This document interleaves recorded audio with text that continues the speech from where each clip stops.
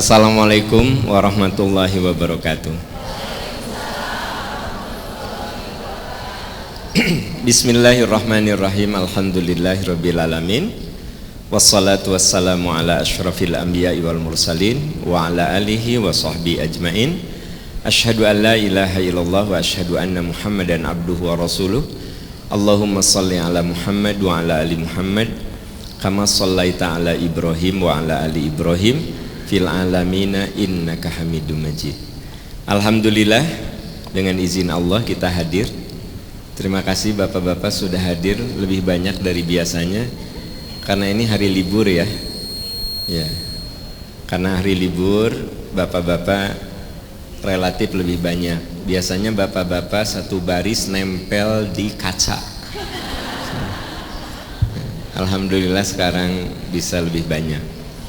Kalau kita percikan iman malam, bapak-bapak juga suka lebih banyak.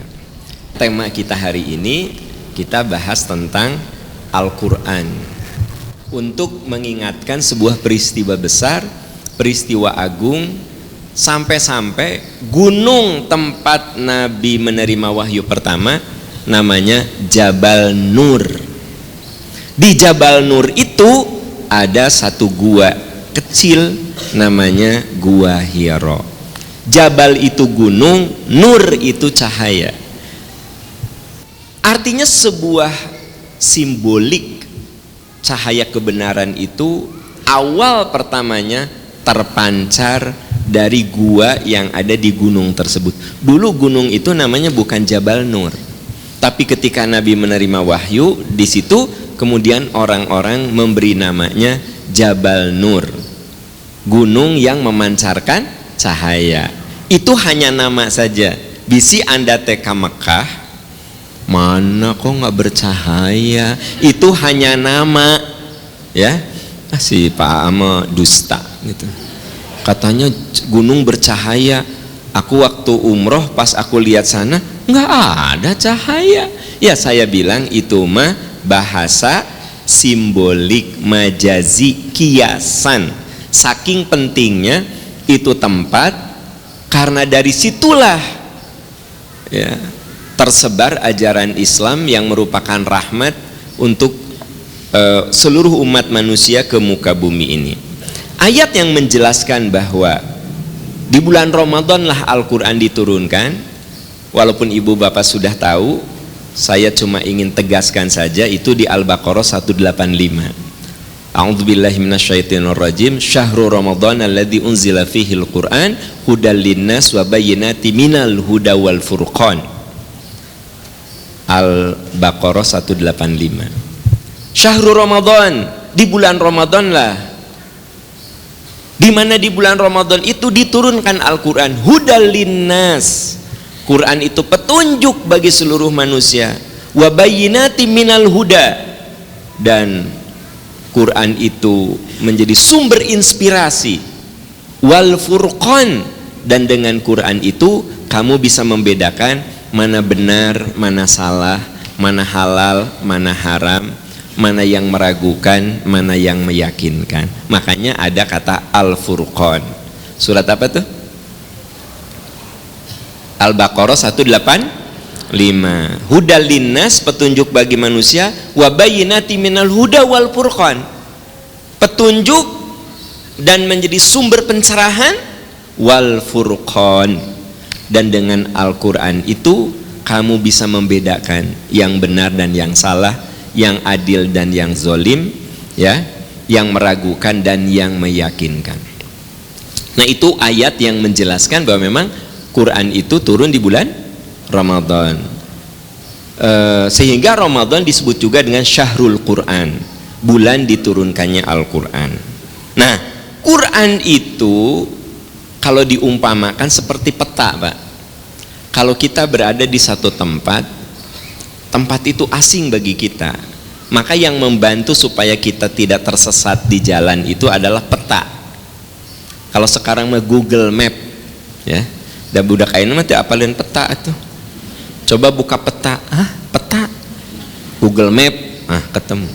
Ari generasi saya mah ya generasi ya peta. Bahkan dulu mah ada pelajaran peta buta.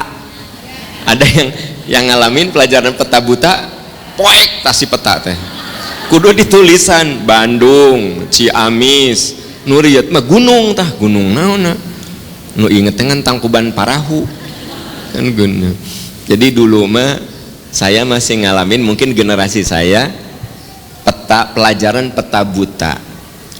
Anak ayeuna mah tidak mengenal itu pelajaran peta buta, ya kan gitu.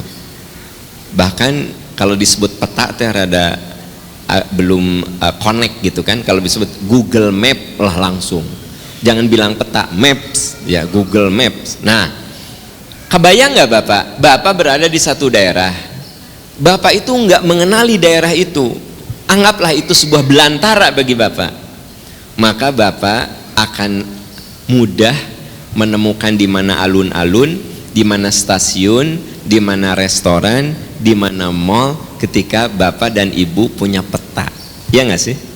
Nah, hidup itu seperti di belantara. Kita ini nggak tahu. Contoh, yang kita cari dalam hidup apa sih?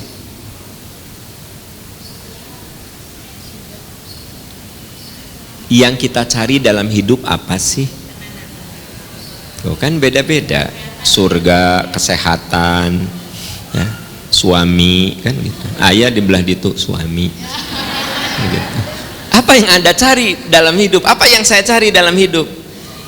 Nah, kita teh kudu baca Quran supaya menemukan kita yang kita cari dalam hidup mah ternyata cuma dua, bahagia dan selamat.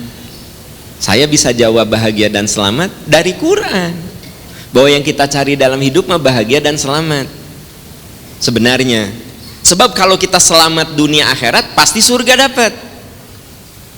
Ya, enggak, ini contoh. Saya tidak sedang membahas itu, tapi saya ingin cerita bahwa dalam hidup ini seperti di belantara gitu kan. Kita tuh butuh suatu arahan, suatu maps, suatu petunjuk jalan. Gimana tuh? Ya?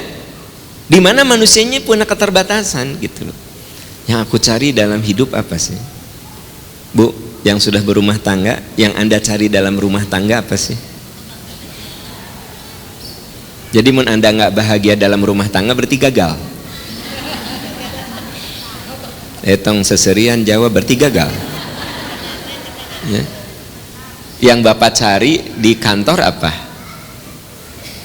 Nah, itu kan sebenarnya Anda bisa mengatakan yang saya cari di kantor itu rezeki. Ya, duit. Apa itu? Menurut Islam bukan itu. Rezeki mah, honor mah, gaji mah itu konsekuensi. Tapi yang kita cari itu bukan itu, Bu. Bapak kalau bekerja cari duit, lebar, Pak. Bapak teh udah capek Bapak hanya dibayar dengan gaji Bapak. Berarti kudu bener cara berpikirnya. Ya. Kebayang nggak Bapak kerja dari pagi sampai sore tiap hari dalam 1 bulan 26 hari dapat gaji 5 juta? Nggak worth it, Pak. Tidak terbayar dengan keringat perjuangan Bapak. Ibu enggak. Jadi apa itu yang Anda cari saat kerja? Ya Allah, buacan arapal ya. Maka umur geus 58 tahun bulan depan teh pensiun. Nah, nggak bisa jawab kan? Adanya di Quran. Makanya Quran itu apa? Quran itu peta, petunjuk, ya, petunjuk. Sampai Bapak dan Ibu bekerja, pas saya tanya, apa yang Anda cari dalam pekerjaan? Rezeki, Pak. Oh, sayang sekali ya. Tenaga Anda, pikiran Anda dari pagi sampai sore hanya dibayar segede-gedenya gaji, sebut saja 50 juta, nggak worth it. Kamu nu gajihna 3,5 juta, kamu nu gajihna 2 juta. Jadi mun Anda nyari itu kerja rezeki, nggak worth it, Pak. Maksudnya nggak worth it ya, nggak sebanding, ya, gitu. Jadi kudu tahu jawabannya. Ibu berumah tangga apa tujuannya? Bahagia. Emang ibu ayeuna bahagia gitu? Wajah sakitu penuh penderitaan. Jadi gagal dong rumah tangga Anda. Kumaha tah? Jaba mau ganti ge udah susah sekarang. Ini enggak. Rumah tangga udah 23 tahun, mau ganti juga masalah. Saha nu daikeun ka Anda? Ya. Di kondisi segala sudah berubah, mengalami kebututan-kebututan, terus Anda tidak bahagia lagi. Nah berarti apa? Anda tidak tahu jawabannya. Makanya kudu dicari di Quran jawabannya. Rumah tangga itu bukan untuk bahagia aslinya. Apa atuh? Nanti ada bab khusus tentang masalah itu. Mencari rezeki itu bukan cari duit, Pak. Apa tuh Ustad? Nanti ada babnya. Mata kudu rajin ngaji gerak. Nah, gitu. Ya. Ibu punya anak untuk apa? Nah, menambah keturunan. Terus kumaha mun tidak dikasih keturunan? Apa gagal hidup Anda? Anda kudu ngerti kenapa berketurunan. Ustaz, saya mau berketurunan gimana ya? Aku juga nggak ngerti. Ah, itu lebih parah deh. Aku juga nggak ngerti kenapa aku berketurunan. Ya. Coba anak teh Ustaz 7 nikah baru 8 tahun. Ini ada 8 tahun anak 7. Ente 1 tahun hiji 2 kali ngalahirkeun kembar. Anu hiji kembar 4 ya. 3 tahun kemudian kembar 3 ya. Ini memang juga ucing tapi tidak aya. Artinya apa? Begitu saya tanya, Anda ditanya oleh saya, lalu Anda mengatakan itu ini, sebenarnya tidak akan menemukan jawaban yang benar kecuali Anda baca Quran. Oh iya ya. Kenapa Anda berumah tangga? Saya kasih bocoran dikit, supaya bertemu di surga. Mungkin tidak bahagia di dunia, tapi bertemu di surga. Kenapa tidak bahagia? Mungkin Anda diuji dengan ekonomi yang minim ya. Jadi gimana? Dari rumah tangga mah alat, tools untuk bertemu di surga ya. Ibu capek ngadepin suami, tapi kalau Anda katakan enggak, aku mah udah mencari surga, nggak apa-apa nggak ketemu di surga sama suami juga. Bilang, ayah, dadah, Anda asup surga. Suami kan kekelebekan di neraka. Hari Anda bilang, ayah, dadah, gitu. Ibu dengan siapa? Dengan bidadara. Atau sebaliknya Pak, kalau bapak mencari bahagia dengan istri, keliru Pak. Dan tidak ada istri yang memberikan 100% kebahagiaan. Ada gitu suami yang 100% memberikan 100% kebahagiaan? Nggak ada. Makanya bahagia di dunia mah itu relatif. Nah gitu. Itu semua jawaban itu ada di Quran. Semuanya. Coba buka surat Yunus ayat 57. Ya ayuhan nas, hai manusia, qad ja'atkum mau'idhatum mir rabbikum. Sungguh telah datang kepadamu Quran dari Tuhanmu. Telah datang nasihat mau'idhah dari Tuhanmu. Wa syifaa'ul lima fis sudur, obat penyembuh penyakit yang ada dalam hati. Wahudan, petunjuk. Warahmah, warahmatal lil warahmatul lil mu'minin, dan rahmat bagi orang-orang coba dilihat di situ. Quran itu nasihat, mau'idhah, nasihat. Bu, manusia mah makhluk yang harus dinasehati, diingatkan, diulang-ulang nasihat itu. Terus manusia mah hatinya kudu diobati, syifaul lima fis sudur. Kan kita semua itu punya penyakit hati. Ada dengki, ada sombong, ada putus asa, ada merasa tidak berharga, ya. Mungkin ibu ada saat merasa tidak berharga di depan suami. Karena suami ibu ngomong gini, ya, ini teh sayur apa? Mah, lodeh. Sugan teh kolek. Nah, merasa tidak berharga kan? Padahal ibu masak lodeh teh di jam 4. Kebayang teh? Oh, sugan teh kolek gitu. Mah, ayo ke mall habis pengajian dengar Pak Aam, ku ayah ditraktir beli baju lebaran. Nah, bisi aya nu kailhaman bapak ngajak bisi gitunya. Bapak, oh nya ka mall teh. Ayah, itu meni bagus gitu. Ya. Boleh enggak? Ya sok we. Cukup gitu. Maksudnya si baju itu cukup enggak ke kamu gitu. Kabayang tuh, ayah, ya Allah itu baju teh meni lucu gitu, bagus tuh, ya bagus, tapi cukup ente, kan si naik dina modelnya mah kan kecil, hari kan cukup ente, bu, ibu langsung geuleuh hayang balik langsung, bad mood, cemberut, pulang aja, mana hari mama, nggak artos mah ada, tadi ngomong naon, cukup enggak gitu.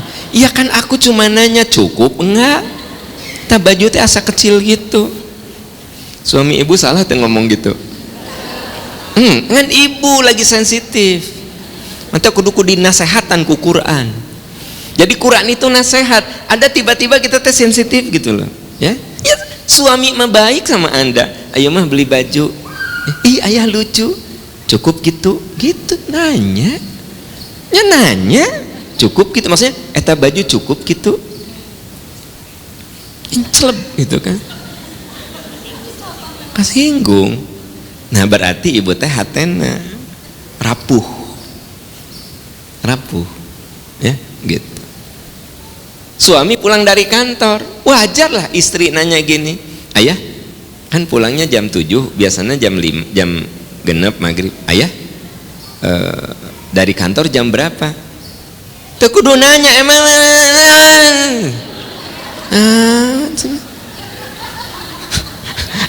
ayah tuh pernah pengalaman gitu. Nah nanya tentang suodon ke salah kita, suodon gitu, salah kita sampai suodon. Cek ibu teh, nah aku mah cuma nanya apa salah gitu, aku nanya ayah dari kantor jam berapa, jawab tos maghrib. Nah untuk percaya gitu dikana di dia ayah nu dikitukan ke suaminya ya ayah teh berarti hati manusia mah kudu dinasehatan ya, iya kudu dinasehati, makanya Quran itu mau ildoh ya, dan syifa obat hati kita. Nah maaf, kadang-kadang ada yang baca Quran tuh sepotong, Quran itu obat, ayatnya itu 5 fis sudur, obat hatimu. Kamu pendendam, diobati dengan Quran, dinasehati, jadi pemaaf. Kamu pelit, dinasehati dengan Quran, jadi dermawan. Kamu suka iri sama orang, dinasehati dengan Quran, jadi mengapresiasi. Jadi Quran itu obat batiniah, bukan anak demam dikompres ku ayat Quran, dibacakan Al-Fatihah, nggak ada kaitan gitu. Jadi Quran itu bukan obat diare, bukan obat asup angin ya gitu, bukan, tapi obat 5 fis sudur, obat hatimu gitu. Wa huda wa rahmatul lil mu'minin, petunjuk dan sebagai sumber rahmat bagi orang beriman. Rahmat itu apa, Bu? Bapak, rahmat itu apa? Kasih sayang. Tapi kalau Anda nyebut kasih sayang saja belum lengkap. Rahmat itu kasih sayang Allah yang menyebabkan dosa kita diampuni. Nah itu rahmat. Jadi kalau saya tanya, apa itu rahmat? Kasih sayang. Itu teh jawabannya belum lengkap. Apa itu rahmat? Kasih sayang Allah yang menyebabkan dosa kita diampuni. Nah itu definisi rahmat. Biasa orang kita mah mendefinisi teh sok sapotong-sapotong, kudu lengkap ya begitu. Kadang sapotong, kadang salah gitu. Jadi apa rahmat, Pak? Nah, yang menyebabkan dosa kita dia, Bu, Pak, kalau dosa kita ingin diampuni, kudu akrab dengan Quran. Supaya kan Quran itu di sini dikatakan warahmat, rahmat bagi orang-orang beriman. Bagi orang yang mengimani Quran, Quran itu rahmat. Apa itu rahmat? Allah semakin menyayangi, mencintai, dan dengan kasih sayang Allah itulah dosa kita diampuni. Ini penting, Bu, Pak, karena manusia itu masuk surga bukan karena amalnya. Manusia itu masuk surga karena rahmat Allah. Dan itu ada di dalam hadis Nabi, lan yudkhilal jannata ahadakum amaluhu. Amalmu itu tidak bisa memasukkan ke surga. Amal saya dan amal Anda tidak bisa masukkan ke surga. Saya tahulah ibu-ibu di sini, bapak-bapak di sini ahli amal kelihatannya. Ya, duha nggak pernah terlewat. Sehari Quran rata-rata sajuz, sekarang kan udah di juz 15, 16 kan gitu. Wah, Anda tuh amalnya dahsyat. Tapi jangan Anda kira amal itu akan memasukkan ke surga. Sahabat bertanya, bagaimana dengan amalmu ya Rasulullah? Wala ana, amal saya juga tidak bisa memasukkan ke surga. Kebayang nggak, Pak? Amal Nabi tidak bisa memasukkan ke surga. Lalu Nabi menjelaskan, dengan apa kita masuk surga? Illa ayyataghamadaniallahu birahmatihi. Kecuali kalau amal itu mendatangkan rahmat Allah. Jadi kita masuk surga itu karena rahmat Allah. Bagaimana cara dapat rahmat Allah? Dengan amal. Jadi amal itu akan mengundang rahmat. Jadi jangan gini, Mama, nah nggak pernah duha, nggak pernah baca Quran. Ayah, kita masuk surga bukan dengan amal. Berarti Anda salah memahami omongan saya. Anda salah memahami omongan saya. Amal penting nggak? Sangat-sangat penting. Beramal soleh itu sangat penting. Tapi jangan beranggapan dia satu-satunya yang memasukkan kita ke surga. Yang memasukkan kita ke surga mah rahmat Allah. Apa itu rahmat? Yang menyebabkan dosa-dosa kita diampuni. Nah, Quran itu menurut ayat ini ujungnya, closingnya warahmatul lil mu'minin. Quran itu menjadi sumber rahmat bagi orang-orang yang mengimaninya, gitu ya. Berarti betapa dahsyatnya Al-Quran. Oleh sebab itu, ibu bapak, Nabi pernah mengatakan, Iqra'ul Quran, rutinkan kamu baca Quran. Sekalipun ibu bapak nggak ngerti, nggak apa-apa, berpahala. Tahu nggak, zikir yang paling bagus itu baca Quran. Misalnya ibu lagi di kereta pulang ke Bondowoso,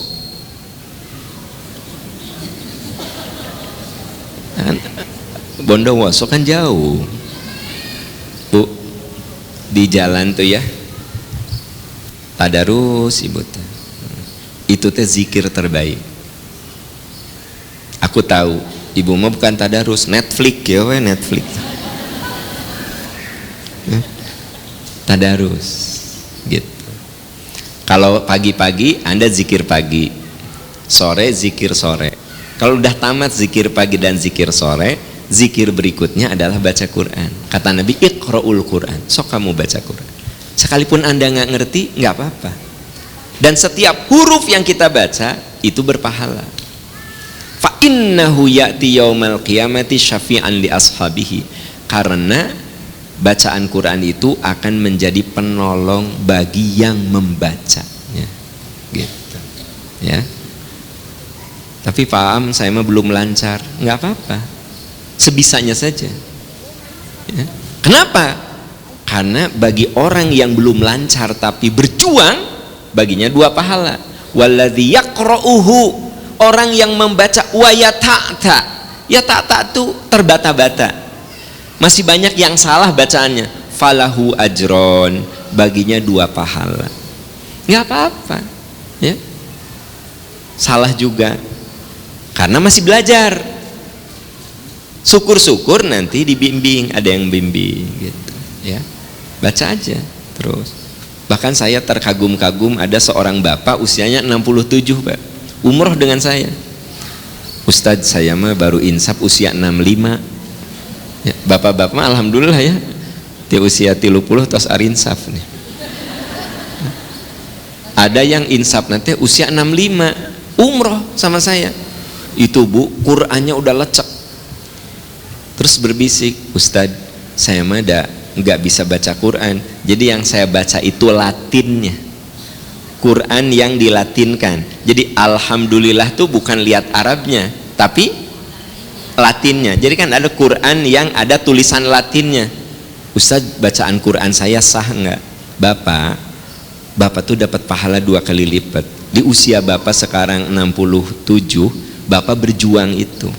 Nggak, saya teh belajar baca Quran tapi nu Arab nama sok ketuker wae ba sama ta, ho sama ja, ya. Harusnya ja'alna jadi ho'alna kan gitu. Selalu tong yang serikeun tah dosa ya kan, ja'alna selalu cenah ho'alna, Bapak lepas cenah ja, tapi ketuker lagi ya. Dalika Bapak jadi ayeuna bener, besok salah. Jadi saya teh akhirnya baca we Latinnya. Saya bilang Bapak dapat 2 pahala. Di usia 67 dia berjuang membaca Quran. Makanya adik-adikku tercinta tersayang, mumpung masih muda, sok lancarkan bacaan Al-Quran. Yang belum lancar, yang sudah lancar alhamdulillah terus ya. Kadang-kadang pernah nggak hati kita ada gundah, tepugah pugu asa sedih, nggak pugu asa pengen marah ya, ambil Quran, baca aja. Tapi aneh Anda mah kalau udah ngambil Quran bukan seger,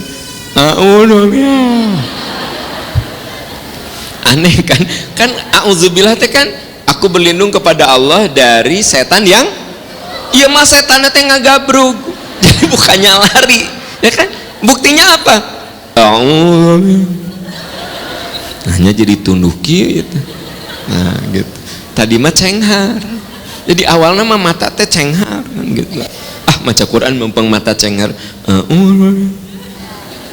Sodakollah cenghar deh. Nah ini berarti ya gogoda ya gitu.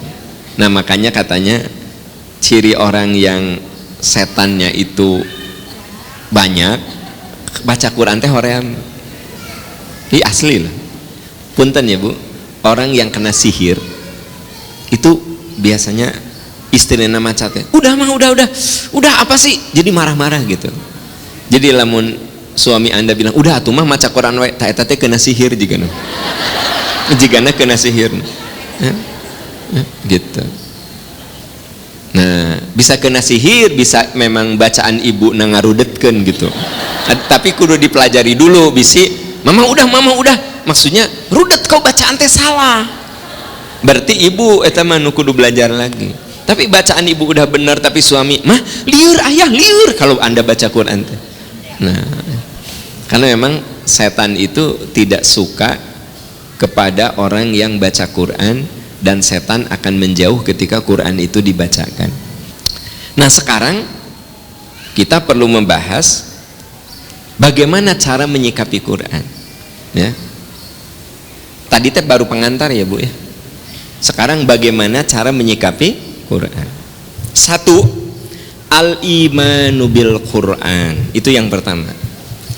Al-imanu bil Quran itu artinya mengimani, meyakini sepenuh hati bahwa Quran itu dari Allah Subhanahu wa taala.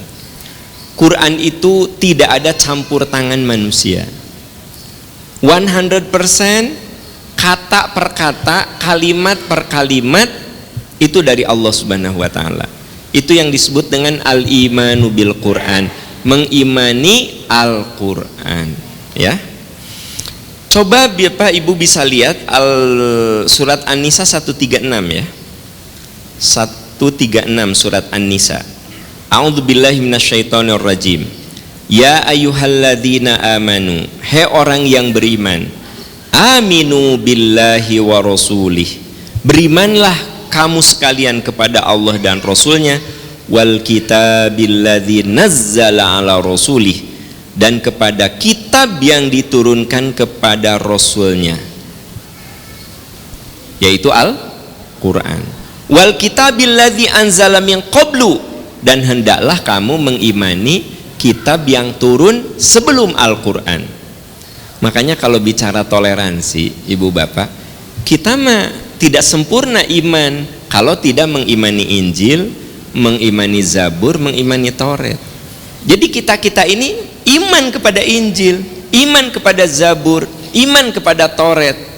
Hanya yang kita imani kitab-kitab sebelum Quran yang asli dulu turun kepada nabi-nabi itu, bukan yang sekarang. Karena yang sekarang mah sudah mengalami distorsi, sudah mengalami perubahan. Yang otentik itulah yang kita imani, dan ada perintahnya. Ini, hendaklah kamu beriman kepada Allah dan Rasul, dan kepada kitab yang diturunkan kepada Rasul, kepada Nabi, yaitu Al-Quran. Tapi bukan hanya itu, wal kitabilladzi anzala min qablu, dan kitab yang diturunkan sebelum Al-Quran. Wa may yakfur billah, siapa yang mengkufuri Allah, wa malaikatihi, malaikatnya, wa kutubihi, dan kitab-kitabnya. Nah sekarang mah disebut bukan hanya Quran tapi kitab-kitabnya. Wal yaumil akhir, dan tidak beriman pada hari akhir, faqad dhalla dhalalan ba'ida, sungguh dia dalam kesesatan yang nyata. Jadi saudara-saudaraku tercinta, yang pertama adalah kita mengimani, meyakini. Itu sebabnya kalau Anda belum bisa mengamalkan, yang penting mengimani dulu. Saya yakin itu benar, tapi saya belum bisa melaksanakannya. Kayak ada teteh-teteh yang gini, Pak Am, saya teh yakin harus berhijab, tapi saya belum siap. Ya kamu yakini aja dulu, tingkatkan amalan soleh yang lain, pelan-pelan kamu siap untuk berhijab. Jadi yang penting apa dulu?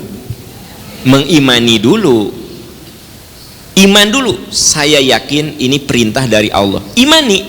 Bahwa Anda belum bisa melaksanakan, itu nomor 2. Yang penting yakini dulu gitu loh. Paham ya? Imani aja dulu.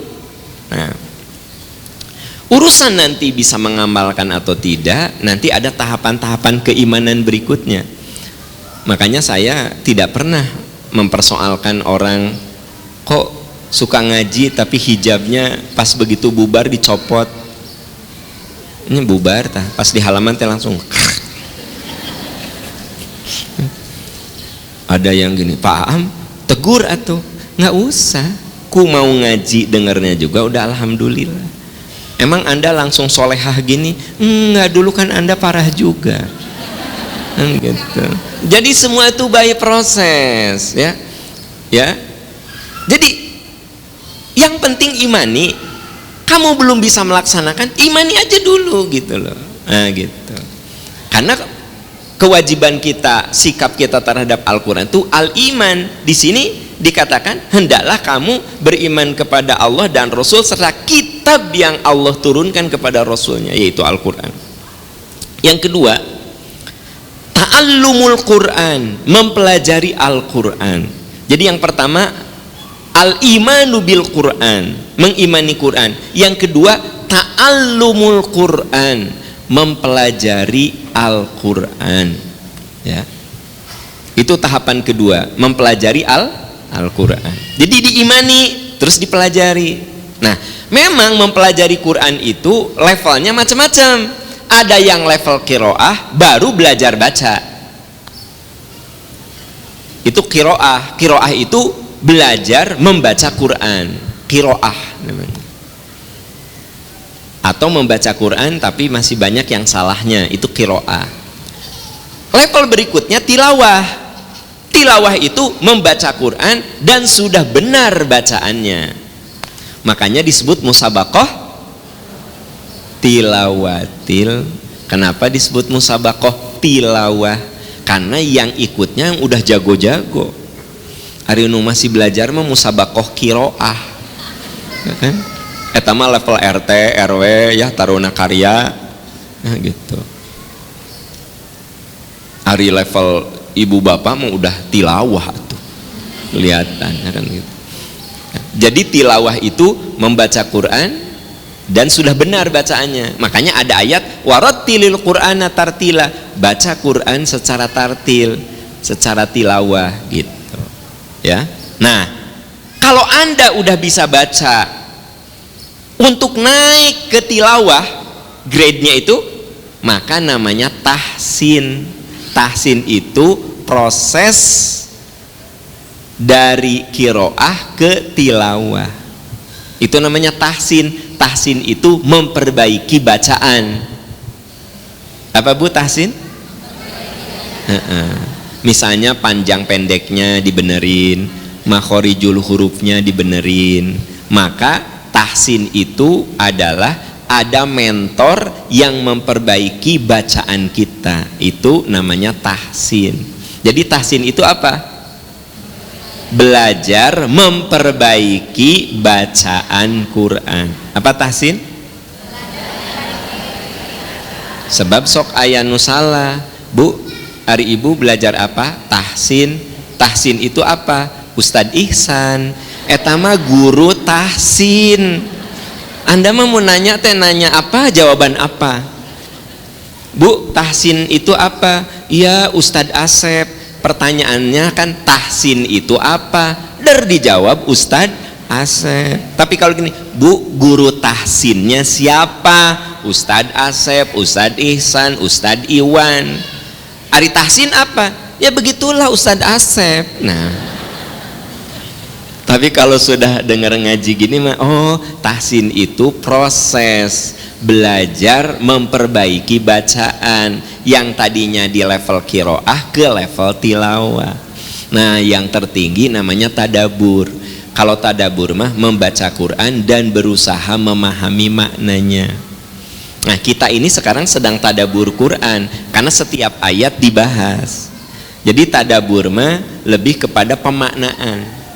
Kita bahas satu ayat, didalami kandungan dan maknanya. Nah, itu namanya tadabur. Afala yatadabbarunal Quran. Kenapa kamu tidak mau tadabur Quran?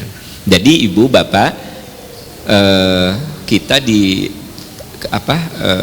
cara menyikapi Quran yang kedua itu mempelajari Quran dari mulai qiraah, tilawah sampai tadabur. Kalau tadarus apa? Kalau tadarus apa? Membaca Quran? Maaf, aslinya bukan membaca Quran bersama-sama. Tadarus itu ada mentor, ada murid. Malaikat Jibril itu guru, Nabi itu muridnya. Fayudarisuhul Quran. Tiap Ramadan malaikat Jibril itu turun, fayudarisuhul Quran, membimbing Nabi untuk menghafal dan membaca Al-Quran. Jadi gini, kalau tadarus mah, misalnya ibu, misalnya saya yang lebih mengerti, misal, ayo Bu baca, ada yang salah saya betulkan, lanjut Bu, lanjut Bu. Nah, itu namanya tadarus. Tapi di kita mah tadarus teh jadi maca Quran babarengan. Nah, tenan naonlah karunya kan daripada henteu maca gitu. Tapi maksudnya kalau definisi ilmiah dengan definisi di lapangan kadang-kadang suka bergeser. Jadi tadarus mah sebenarnya ada mentor, ada mentor. Jadi misalnya, ayo Bu baca. Oh, Ibu mantobi'inya kurang tegas. Coba ulangi Bu. Nah, gitu. Oh, Ibu melafazkan haknya terlalu lebar. Ya. Ibu jangan terlalu aya oge nu kuduna jadi jangan Bu, bukan kan. dibenerin. Nah itu tadarus. Tapi di kita mah tadarus teh maca Quran babarengan. Nggak apa-apa. Saya menjelaskan pada Anda arti yang sebenarnya. Kalau tasmi apa? Kalau tasmi mah gini, Anda mendengarkan orang yang membaca Quran, tapi Anda mendengarkannya dengan menyimaknya. Nah biasanya tasmi mah, saya misalnya membaca Quran, ya biasanya hafid. Saya misalnya hafid, baca gitu ya, Anda dengerin. Nah itu tasmi namanya. Nah gitu. Ya. Apa Bu? Iya. Nah kalau di YouTube ada yang ngaji, ibu dengerin, ibu nyimak, itu tasmi. Iya tasmi. Ya kan di YouTube tuh ada yang ahli baca Quran, ibu dengerin, nyimak, ngikutin gitu. Tapi mun ibu ngikutin kayak ujuk-ujuk, itu bukan tasmi, ya. Bukan tasmi, itu mah menemani bobo yang baca Quran gitu. Nah jadi satu, mengimani Quran. Dua, mempelajari Quran. Yang ketiga, tatbiqul Quran. Tatbiqul Quran itu artinya mengamalkan isi Quran. Tatbiqul Quran. Tatbiq, tobbaqo yutobbiqu tatbiq. Tatbiq itu artinya mengamalkan Quran. Tatbiqul Quran. Coba lihat surat Al-Insan ayat 24, surat ke-76 ayat 24, ya. Surat Al-Insan ayat 23, 24, 25 sudah ditemukan. Coba perhatikan. Inna nahnu nazzalna alikal qur'ana tanzila. Sungguh kami telah menurunkan kepadamu Al-Quran tanzila. Quran itu turunnya bertahap. Ibu, Quran itu turun bertahap. Nabi itu dakwah terbagi dalam dua fase. Pertama fase Mekah, ya. Fase apa? Berapa tahun Nabi di Mekah? Nabi di Mekah berapa tahun? Fase Mekah 13. Betul. Yang detailnya berapa? 13 tahun persis atau gimana? Ya, memang Anda mah nggak boleh ditanya, apalagi jam segini ya, apalagi ke puasa gitu. Jadi hulang ngeblank gitu kan. Memang salah saya sih, salah saya. Suka pengen nanya, adeges ditanya terus Anda ngahulang teh, sok rudet kan ka saya teh. Ya, tapi sok gerget nanya gitu, Bu. Nabi itu, Bapak, selama di Mekah, fase Mekah itu aslinya 12 tahun 5 bulan. 12 tahun 5 bulan, turun 86 surat. Nah, hari surat jumlahnya ada berapa? Berarti yang di Madinah itu sisanya. Tapi, ada tapinya. Yang 86 surat kayak banyak begitu, surat nah pendek-pendek. Hampir seluruhnya ada di juz amma.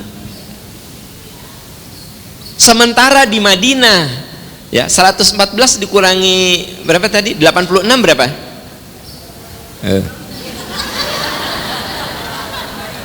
Tak eta saya teh jeleknya saya teh rudet tapi sok kalahkan nanya gitu kan. Geus puguh tadi ge pikarudet teh nanya teh. Jadi selama di Mekah turun surat, Nabi nerima surat itu berapa surat? 86 surat. Ya, dari seluruhnya 114, 86 nanti di Mekah. Tapi yang di Mekah itu seperti banyak, tapi sebenarnya itu ayat-ayatnya pendek-pendek. Kul huwallah sasurat, ya, Inna a'toena sasurat, Aro'aita sasurat, Tabat sasurat. Di Madinah Al-Baqarah sasurat, 286 ayat. Ali Imran sasurat, 200 ayat. Kebayang nggak? Memang di Madinah itu jumlah surat yang turun sedikit, tapi panjang-panjang. Di Mekah itu surat yang turun banyak, tapi pendek-pendek. Makanya kenapa kalau kita ngapalin Quran dianjurkan yang juz amma dulu. Kenapa? Supaya Anda tidak putus asa. Ngapalkan al-alaq singkat, waduha singkat. Coba ibu-ibu ngapalin Ali Imran, oh my god, 200 ayat kan? Putus asa Anda. Makanya metodenya itu kalau ngapalin Quran pasti juz amma dulu, dari mulai amma yatasaalun. Dari amma yatasaalun masuk ke wan naziati gharqa, ya, masuk ke abasa wa tawalla, ya. Terus masuk lagi ke idzas samaun idzas syamsu kuwirat, masuk lagi ke idzas samaun fatarat, masuk lagi ke wailul lil mutaffifin, dan seterusnya sampai dengan Anas. Teh kudu hulang-hulang gitu sing apal eta teh amma yatasaalun terus sampai dengan Anas. Jadi fase pertama turunnya itu di mana? Di Makkah. Fase kedua di Madinah. Di Madinah itu kurang lebih 10 tahun. Makanya Quran itu turunnya nggak blek sekaligus, beda dengan Injil, blek sekaligus. Taurat, Zabur, semuanya blek sekaligus. Di sini dikatakan inna nahnu nazzalna alaikal qur'ana tanzila, kami turunkan Quran itu bertahap. Nah itu juga pelajaran bagi kita, belajar Quran mah bertahap saja, bertahap, pelan-pelan. Tapi setiap kali kita mempelajari, amalkan yang kita bisa. Fasbir li hukmi rabbika, sabar kamu melaksanakan hukum Tuhanmu. Wala tuti minhum athiman au kafuro, dan jangan kamu ikuti orang-orang yang berdosa dan kufur. Nah Bu, setelah Allah menyebutkan kami turunkan Al-Quran bertahap, sabar kamu mengamalkan Quran. Jadi gini, poin yang ketiga itu kan mengamalkan Quran. Tah mengamalkan Quran teh kudu sabar. Sabar aja. Karena suatu yang dianggap berat kalau diulang-ulang mah jadi ringan. Sok Bu, Ibu jalan kaki dari sini ke alun-alun. Pertama kali jalan kaki mah berat, bener nggak? Tapi kalau tiap hari dari sini ke alun-alun tiap hari, maka menjadi ringan, gitu loh. Ya, Ibu yang melakukan sesuatu yang di awal-awal tuh Pak pasti berat, tapi kalau diulang itu jadi ringan. Nah makanya mengamalkan Quran itu lakukan yang kita bisa dan kita mampu, lakukan saja. Kalau belum bisa bangun jam 3, nggak usah jam 3, menjelang subuh saja. Kalau subuh itu 4:30, bangun aja jam 4, latih aja bangun jam 4, nanti geser lagi jadi jam 4 kurang 1/4, geser lagi jadi jam 3:30. Percayalah ke saya, Anda nanti mantep di jam 3 terus sampai satu saat Anda sudah tidak perlu pakai alarm lagi, jam 3 automatically bangun. Sok taros gentah ke ibu yang senior, ya kan? Betul kan Bu? Kalau udah jam 3 biasa mah ya suka jadi cenghar Bu, ngantuk teh nggak ada gitu loh. Dari merem-merem juga nggak bisa tidur. Tanu belum profesional mah dipasang alarm jam tidur kolepak. Ya jam 3 saparapat hurung deui kolepak. Jadi kan alarm nanti setiap 1/4 jam dinyalain. Nah itu teh di program teh jam 3.00, 3.15, 3.30 semuanya dipaehan saudara-saudara. Di off kan, tapi nggak apa-apa, namanya juga latihan. Makanya Quran mengatakan fasbir, sing sabar kamu, berlatih, sabar ya. Dan manusia mah makhluk yang harus dibiasakan itu apa-apa juga. sampai nanti dalam diri kita ada yang disebut dengan alarm biologis. Kalau alarm biologis kita sudah nyala, udah nggak usah pakai alarm HP lagi, nggak usah. Bu, kalau ibu sudah terbiasa baca Quran sehari itu selembar aja, terus Anda sampai titik kalau nggak baca Quran itu asa punya hutang, itu berarti sudah jadi karakter. Jadi gini Bu, yuk kita amalkan Quran semampu kita aja, bertahap, pelan-pelan gitu. Dan manusia memang begitu, harus bertahap ya. Nanti lama-lama tubuh kita menyesuaikan. Dan yang keempat, ad-da'watu ilallah. Ad-da'watu ilallah itu maksudnya mendakwahkan Al-Quran ya. Ad-da'watu ilallah itu mendakwahkan Al-Quran. Jadi cara menyikapi Quran tuh al-imanu bil Quran, ta'allumul Quran, tatbiqul Quran, dan yang keempat ad-da'watu ilallah, mendakwahkan Al-Quran. Bu, mendakwahkan Al-Quran itu mulai dengan dakwah dengan perbuatan kita. Itu jadi dakwah ya. Nah, bagaimana cara mendakwahkan Quran? Coba lihat surat An-Nahl ayat 125. An-Nahl 120, surat ke-16 ayat 125. Nah, coba perhatikan. Ud'u ila sabili rabbika bil hikmah. Ajaklah ke jalan Tuhanmu dengan hikmah. Di antara ahli tafsir ada yang mengatakan bil hikmah di situ dengan Al-Qur'an. Ajaklah ke jalan Tuhanmu dengan Jadi gini Bu, Quran itu harus kita share, harus kita sebar ya. Pak Am, saya mah bisanya baru menyebarkan informasi pengajian. Itu Anda mendakwahkan Quran. Anda dapat informasi ada pengajian percikan iman hari Jumat, ada flyernya, Anda kirim ke teman-teman ya. Itu namanya apa? Mendakwahkan Quran. Anda tidak bisa mengajarkan Quran, minimal Anda mengajak orang untuk belajar Quran gitu. Jadi mendakwahkan Quran itu termasuk memfasilitasi ya. Ibu teh nggak bisa ngajar Quran, mendakwahkan, tapi ibu punya rumah, ada teman-teman ibu, geng Ica, Ella, Ina, Siska sama Teti. Siapa aja Bu namanya? Ica, Ella, Siska, Teti, limaan. Ibu jeung Ibu Yuyun genep.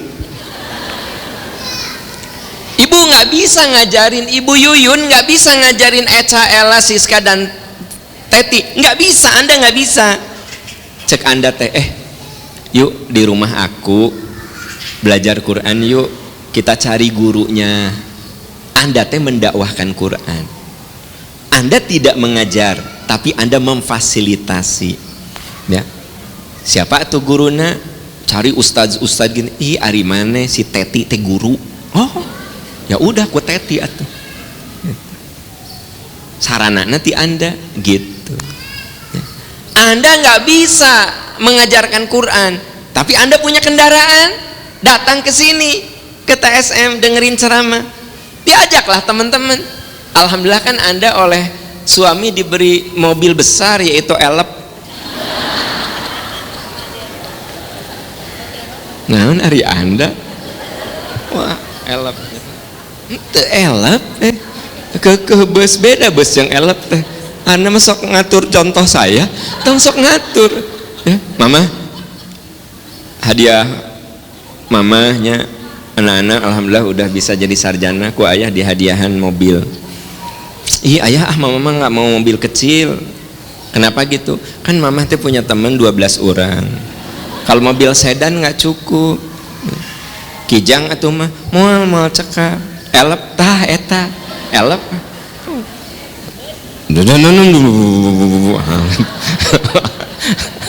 Yang serikeun ayeuna itu teh cara Anda dakwah, tahu nggak? Ke Arjasari elep Anda teh. gitu. Teteh mayar hari Anda. Jadi Bu, saya ingin cerita di sini, dakwah mah bisa dilakukan dengan segala. Ibu, aduh, aku teh mau nanya, coba aku suka denger di IG-nya Pak Aam tuh, di YouTube-nya. Nah ini nih, sok tah, ada tah. Kamu nanya tentang warisan kan? Nah ini ada. Itu teh Anda dakwah. Gitu. Jadi sebenarnya yang namanya dakwah itu lakukan sesuai dengan kapasitas yang bisa kita lakukan. Walaupun kita tidak bisa menyampaikannya, minimal kita memfasilitasinya. Nah itu. Jadi kewajiban kita terhadap Al-Quran, sikap kita itu 4. Mengimani Quran, mempelajari Al-Quran, mengamalkan Al-Quran, dan mendakwahkan Al-Quran. Nah, tadi saya lupa, dalam mengamalkan itu mulai dari yang kita mampu dan konsisten. Tadi saya lupa kata-kata konsisten. Karena suatu amal itu yang diperlukan tuh konsistensi, Bu. Konsisten. Makanya Allah menghargai orang-orang yang konsisten. Ya. Kata Nabi, "I'malu ala ma tutiqun." Lakukan, amalkan Quran itu semampu yang kamu bisa. Fa innallaha la yamallu hatta tamal. Allah itu enggak akan bosan sebelum kamu bosan. Wa anna ahabbal a'mal adwamuha wa in qalla. Amal yang Allah suka yang konsisten sekalipun sedikit. Nah itu Ibu Bapak, 4 langkah menyikapi Al-Qur'an. Mengimani, mempelajari, mengamalkan, mendakwah. Nah semoga Ramadan yang merupakan syahrul Quran benar-benar bisa mengubah kita menjadi pribadi-pribadi yang lebih soleh dan soleha. Amin ya robbal alamin. Subhanaka Allahumma wa bihamdika asyhadu an la ilaha illa anta astaghfiruka wa atubu ilaik. Rabbana dhalamna anfusana wa illam taghfir lana wa tarhamna lanakunanna minal khasirin. Rabbana atina fid dunya hasanah wa fil akhirati hasanah wa qina adzabannar. Walhamdulillahirabbil alamin. Wassalamualaikum warahmatullahi wabarakatuh.